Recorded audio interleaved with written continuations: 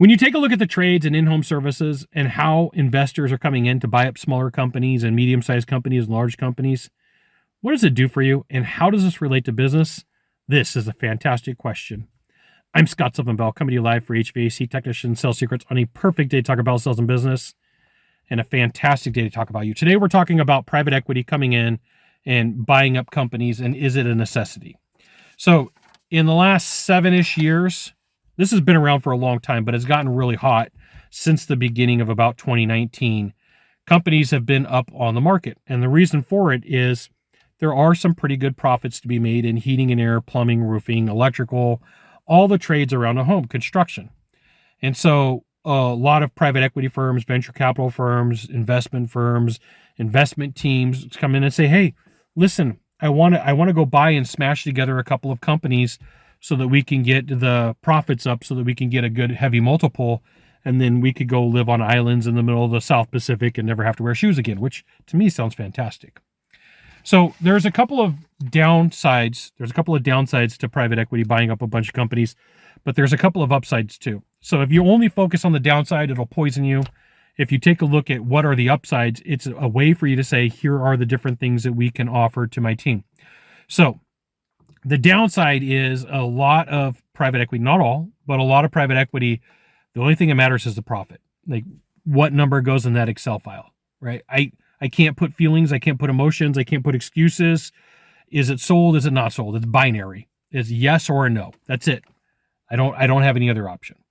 And for part of it, it loses its feel.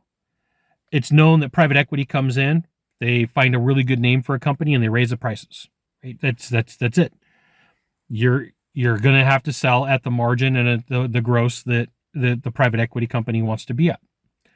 Number 3, you are treated like a number because everything goes in that Excel file and it's what have you done. So it doesn't matter like you're a human being. This is all work. It's all corporate. It's all corporate. And so the thing is sometimes the companies that get bought, for the first 6 months, everything is exactly the same. And after 6 months, they change because there's holdbacks and warranties. And so those are some of the downsides of private equity. What are some of the upsides?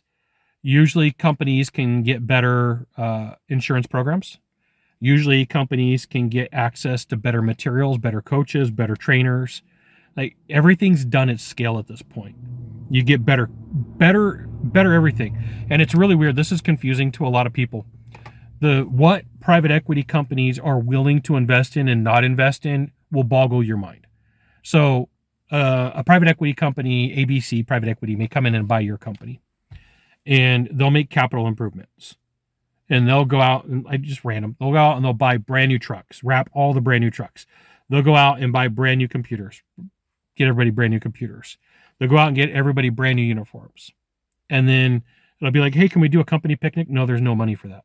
Like you just spent $1 million. Yeah, but that was actually what we allocated for. What they do is they allocate for growth. And so there's somebody who went to Wharton, to Yale, to Harvard, and they got an MBA and they're 23, 24 years old, not knocking it, just as this is the facts. And they're looking at the spreadsheet and they're like, we only make decisions off of a spreadsheet. It doesn't feel like a human incident, but the good that comes from it is you're going to get the tools that you need. So like there's two sides to every story. There are some really good private equity companies in the space of in-home services that do a really good job of taking care of their employees, that do a really good job of taking care of their clients. But just like anything else, there's always the opposite side too. There's some ones that just absolutely suck.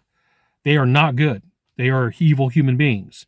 We could say that across the board. There are some business owners that suck. They're not good human beings. There are sales trainers out there that suck, that are not good human beings. There's salespeople out there that suck. Like we could go down this path. But what it comes down to is whatever you focus on is really going to be the thing that is your answer here. In my mind, there's a lot of really good private equity companies, a lot of good investment companies. There are some freaking shady ones and there's some bad ones too. But be aware that there is opportunity no matter how big the company, how small the company. There's going to be problems no matter where you go. It just comes down to your focus. You got 1 of 3 things to do from here. Just 1 of 3.